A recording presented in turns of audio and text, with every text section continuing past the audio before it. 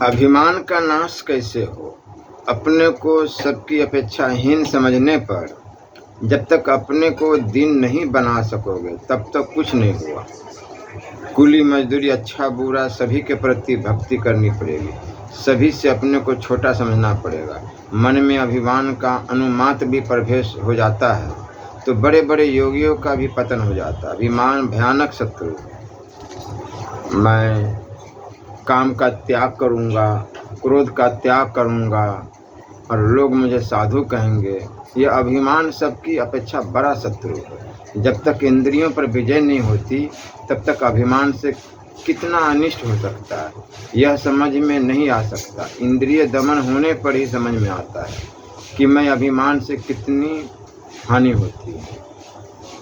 बहुत बार यह अनुभव होता है कि अपनी शक्ति कुछ है ही नहीं।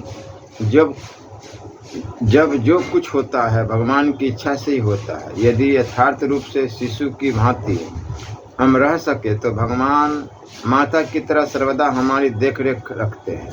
अपनी ओर से कुछ भी स्थिर नहीं करना है, भगवान की इच्छा पर निर्भर होकर रहना है। अपने ऊपर भार लेते ही कष्ट आ जाता है।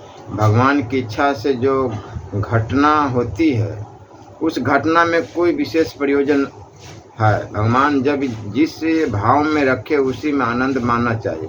अपनी पसंदगी की कोई बात नहीं। प्रभु जैसे बाजीगर काठ की पुतली को नचाता है वैसे ही मुझे नचाओ। तुम ही मेरे जीवन के आधार हो। तुम्हारी इच्छा के अतिरिक्त मेरे मन में कभी कुछ आवे ही नहीं कि मैं यह करूं यह न करूं।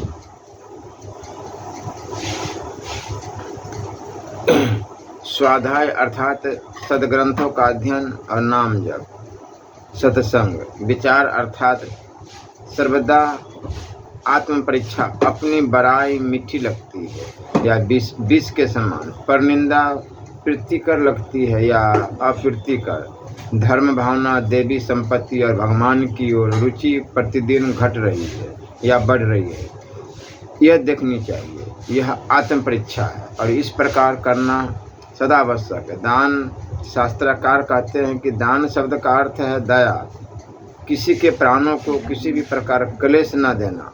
शरीर, वाणी अथवा अन्य किसी प्रकार से किसी के प्राणों को क्लेश पहुँचाने से दया नहीं होती।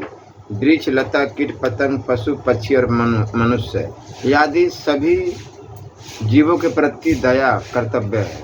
भीतर प्रभेद। शरीर में प्रधान यत्र है जीव के बस हो जाने पर सब कुछ बस हो जाता है। जब तक आँख, कान आदि इंद्रियां बाहरी विषयों की ओर खिंचती है तब तक शरीर से लांघ कर भीतर की ओर प्रवेश नहीं किया जा सकता। और जब भीतर से प्रवेश किए बिना शरीर को किस तरह भूला नहीं जा सकता। किसी तरह एक बार भगवान का दर्शन हो जाए तब तो शरीर की और दृष्टि नहीं रहती। सहज ही शरीर को भूला जा सकता है, परंतु यह स्थिति सबकी नहीं होती। इसलिए किसी के प्रति प्रेम करना होगा। यह प्रेम होना चाहिए अकृत्रिम और स्वार्थ रहित। ऐसे प्रेम की प्राप्ति के लिए अहिंसा का अभ्यास करना पड़ेगा। किसी को भी कष्ट न पहुंचाना, मारने, गाली देने, यहाँ तक कि सर्वनाश कर देने पर भी किसी का अमंगल न चाहना। तन मन वचन से इसका अभ्यास करना पड़ेगा। इस प्रकार मन से द्वेष और हिंसा के नष्ट होने पर प्राणों में प्रेम आता है। इस प्रेम को किसी स्थान में अर्पण करके उसका चिंतन करते रहने से सब कुछ भूला जाता है। इस अवस्था में सहज ही भगवान को प्राप्त किया जा सकता है। एक भी मनुष्य को विशेष रूप से प्रेम करना धर्म साधना का प्रधान अंग है। जैसे अपनी आवश्यकता को पूर्ण करने की इच्छा होती है वैसे दूसरे की आवश्यकता पूर्ण करने के लिए व्याकुल होने पर सेवा होती है। शिशु की सेवा माँ इसी भाव से करती है। शिशु के अभाव की पूर्ति के लिए माता का अस्थिर होना ही सेवा है। अंदर अनुराग नहीं है। दूसरों की देखा देखी सहायता करते हैं, इसका नाम सेवा नहीं है। वृक्ष सेवा, पशु पक्षी सेवा, पिता माता की सेवा, पति सेवा, संतान सेवा, प्रभु सेवा, राज सेवा, भृत्य सेवा, पत्नी सेवा, इस भाव से करने पर ही सेवा होती है, नहीं तो उसे सेवा करना उचित नहीं है। अहंकार नष्ट करने का उपाय है जीव की सेवा। पशु पक्षी के भी चरणों में नमस्कार करना होगा, यहाँ तक कि विष्ठा के कीड़े से भी घृणा नहीं करना है। जैसे तार टूटकर गिर जाता है, वैसे ही अहंकार से योगियों को भी हठात पतन हो जाता है। जाति धर्म का विचार न करके सभी भक्तों की सेवा करो। माता पिता को साक्षात देवता जानकर उनकी पूजा करो। स्त्री को भगवान की शक्ति जानकर श्रद्धा करो, उसका भरण पोषण करो, देख रेख करो। जो पुरुष पत्नी को साक्षात देवी के रूप में नहीं देखता, उसके घर में शांति और मंगल नहीं होता। स्त्री को विलास, तामसी अथवा दासी मत समझो। सब जीवों पर दया करो। वृक्ष लता, पशु पक्षी, कीट पतंग, मानव सभी पर दया करो। किसी को भी कलेश मत पहुँचाओ। अतिथि का सत्कार करो। अतिथि का नाम धाम मत पूछो। अतिथि को गुरु और देवता जानकर उसको यथासाध्य पूजा करो। भक्ति को कृपणन के धन की तरह गुप्त रखना होगा। शास्त्रकार युवती के स्तनों के साथ उसकी तुलना क्या करते हैं। बालिका खुले शरीर घूमती फिरती है, पर युवती होने पर वस्त्र के द्वारा स्तनों को ढक लेती है। स्वामी के अतिरिक्त पिता माता गुरुजन कोई भी उन्हें नहीं देख पाता। भक्ति का भी यही रूप है। भक्ति को भी भगवान के अतिरिक्त सभी के सामने सावधानी के साथ गुप्त रखना चाहिए। पहले जब भाव का कुछ बांस आरंभ हुआ, आंखों से कुछ जल टपक पड़ता, तब मन में आता कि लोग इसे देखें, पर पीछे यह चिंता हुई कि कैसे इसको छिपाऊं।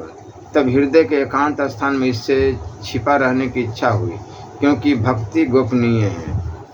साधु का लक्षण और कर्तव्य यही है कि उसके समीप जो भी विषय आए उन सब को वह भगवान के निकट रख दे। फिर उनमें से जिस पर भगवान की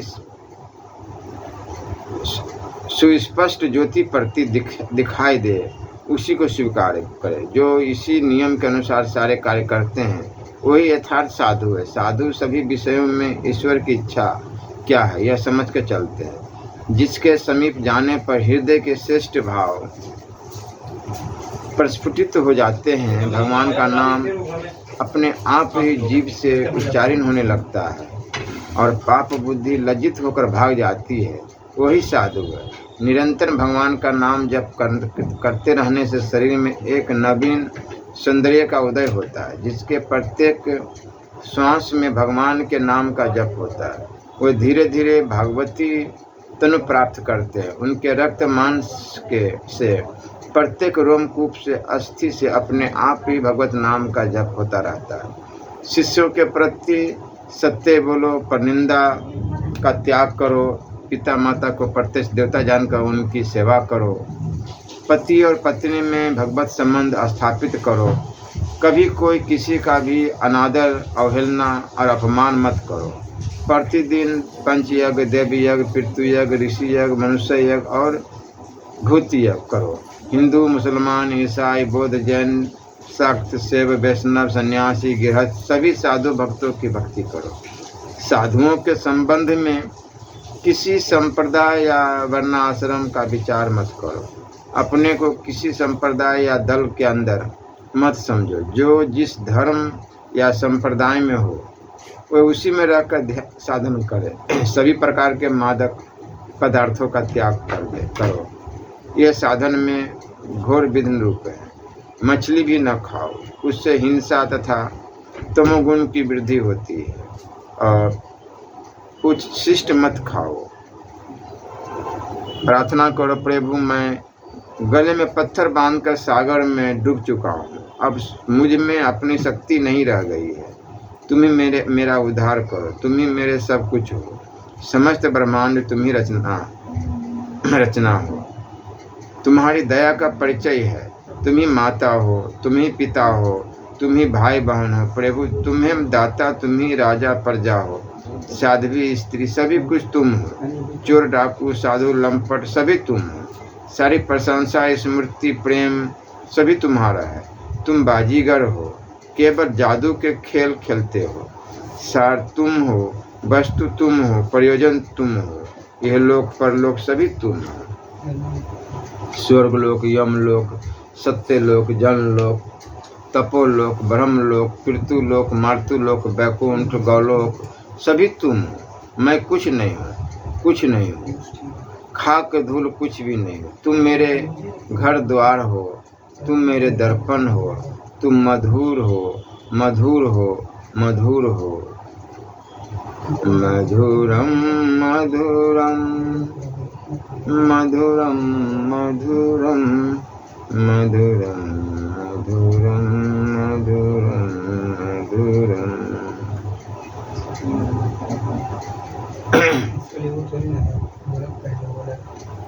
उपदेश देना साधारण बात है, पर विकट परिस्थिति में भगवत कृपा का अनुभव करते हुए प्रमुदित रहना, तनिक भी विचलित न होना भगवत भक्त के ही बस की बात होती है। जीवन में उतारे बिना, स्वयं पालन किए बिना उपदेश व्यर्थ होता है। शास्त्र वाक्य भगवत वाक्य तुल्य है। प्रत्येक हिंदू को उन्हें आदर देना आवश्यक है। शास्त्र विपरीत आचरण अकल्याण होता है। एक पशु मर जाता है और उसकी बगल में ही दूसरा पागुर करता रहता है। यही दशा आज मनुष्य की हो गई है। वो प्रतिदिन लोगों को मृत्यु मुख में जाते देखकर भी निश्चिंत है। भगवान को पाने के लिए तनिक भी प्रयास नहीं करता। मानव जीवन फिर कब मिले पता नहीं, यह अत्यंत दुर्लभ है। अति शीघ्र इसका उपयोग कर लेना चाहिए। सत्य परम धर्म है, सत्योक्त ही त्राता है। दुर्गा, राम और कृष्ण सभी एक है। इन सभी नामों में अचिंत्य शक्ति है। किसी एक नाम को अपना बना लो, रात दिन जपते जाओ, कल्याण निश्चित है। विश्वास पूर्वक भगवान पर निर्भर रहो। लोक परलोक का निर्वाह वो खुद ही करेंगे।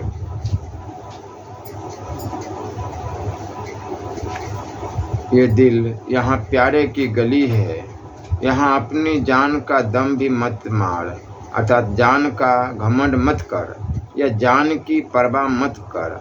और अपने प्यारे के आगे जान एवं जहाज और दिल का दम मत मार, अर्थात अपने प्यारे के सामने इन प्राण इत्यादि का घमंड मत कर या इन्हें प्यारा मत समझ। जान अपने प्यारे की अपेक्षा अधिक मूल्य नहीं रखती, इसलिए जान का शोक मत कर। यदि तू अपने प्यारे के रास्ते में जान पर खेलता है तो चुप रह, तू इस काम पर ही शेखी मत कर।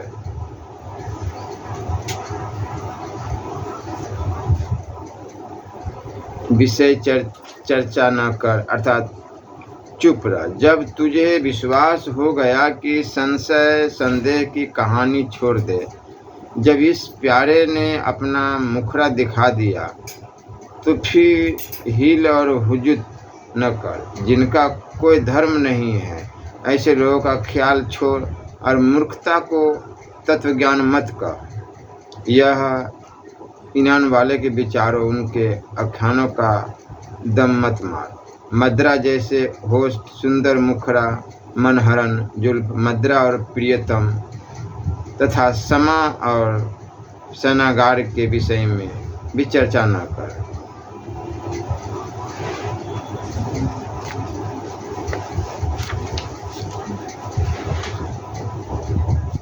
याद रख, तू प्यारे से आगे नहीं बढ़ सकेगा, इसलिए तू इसके मिलाप दर्शन की चर्चा कर। और इस हेतु कि तू इस प्यारे को बिना भी नहीं रह सकेगा, इसलिए वियोग की भी चर्चा न कर। याद रख, प्रकाशमान सूर्य उस प्यारे के मुखड़े की ज्योति की एक चमक है, इसलिए मगर भी उसके सामने प्रकाशमान सूर्य की भी चर्चा न कर। आंसुओं की झड़ी है, अवैधता का आनंद दिलाने वाली वर्षा ऋतु है। ये सिर तेरा होना भी आज सुफल है। आंखों तुम भी धन्य हो गई। कान्हो तुम्हारा पुरुषार्थ भी पूरा हुआ। ये आनंदमय मिलाप ए मेरे पगलेपन के आह्लाद, ए मेरे समस्त रोगों की औषधि, ए मेरे अभिमान और मान की औषधि, ए मेरे लिए जालिनुस और अफलातुन, तू आनंद वाला हो। अथवा ये मेरे प्रेम उन्माद के आह्लाद, तू आनंदवान हो। तू ही तो मेरे समस्त रोगों की औषधि है। तू ही मेरे अभिमान और मान की औषधि, तू ही मेरे लिए अफलातुन और जालिनुस है। अहंकार का गुड्डा और बुद्धि की गुड़िया जल गए। अरे नेत्रों, तुम्हारा यह काला बादल बरसाना धन्य हो। यह मस्ती भरे नैनों का सावन धन्य मुबारक है।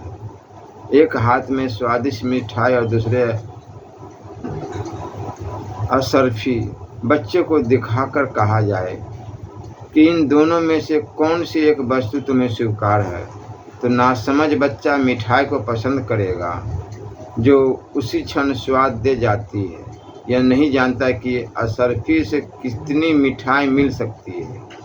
यही दशा उन संसारी लोगों की है जो श्रेष्ठ बनाने वाली सच्ची स्वतंत्रता की असरफी को छोड़कर जुगनू की चमक वाली क्षण भंगुर स्वाद देने वाली मिठाई अंगीकार कर रहे हैं। ग्वालपन छोड़कर जन्मजात स्वतत्व राजगद्दी को संभालने के लिए कृष्ण भगवान का कंस को मारना आवश्यक कर्तव्य था, किंतु कंस तब मरेगा जब कुब्जा सीधी होगी। पान सुपारी चंदन इत्र अबीर आदि लिए कंस की सेवा को कुब्जा जा रही है। इतने में महाराज से भेंट हो गई। बांके के साथ कुब्जा कुब्जा की बोल चाल भी अंतर टेढ़ी थी। एक मुक्का मारने से कुबरी की पीठ सीधी हो गई। नाम तो कुब्जा ही रहा, किंतु सीधी होकर अपने उपकारी चरणों पर गिरी। अब कंस से संबंध कैसा?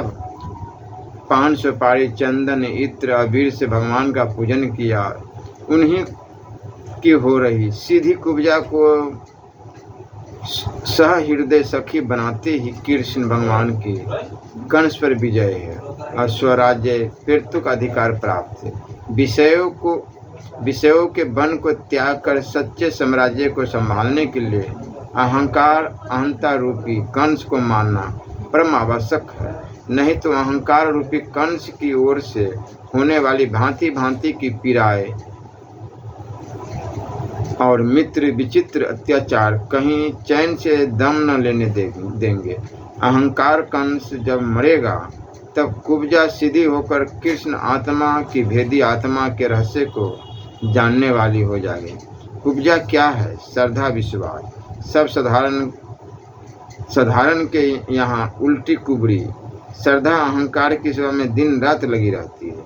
घर मेरा है इस रूप में, अथवा धन संपत्ति मेरी है इस रूप में, स्त्री पुत्र मेरे है इस रूप में, शरीर और बुद्धि मेरे इस रंग में, इस प्रकार के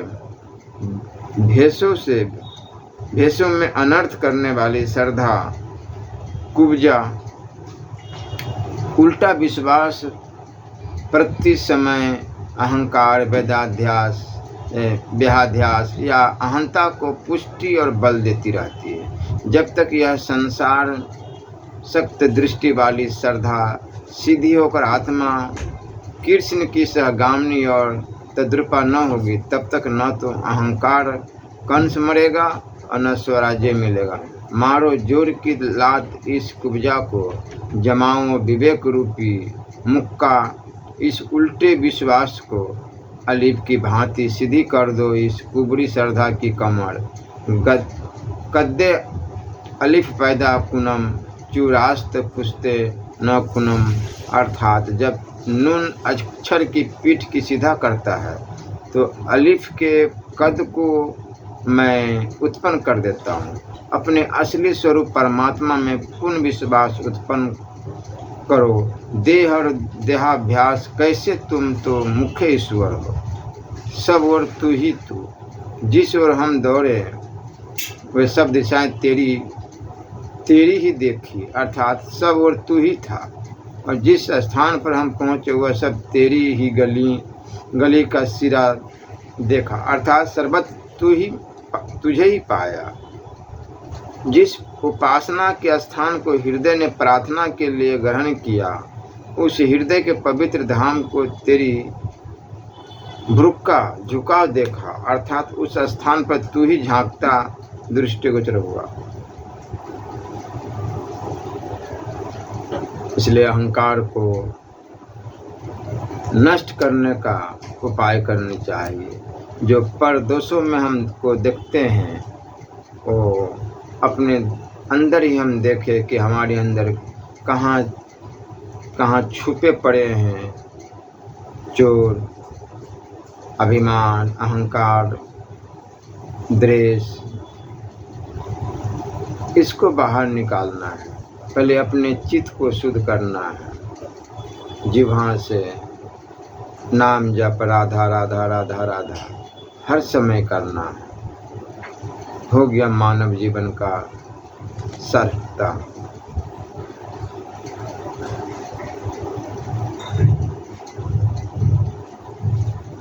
श्री राधा वल्लभ।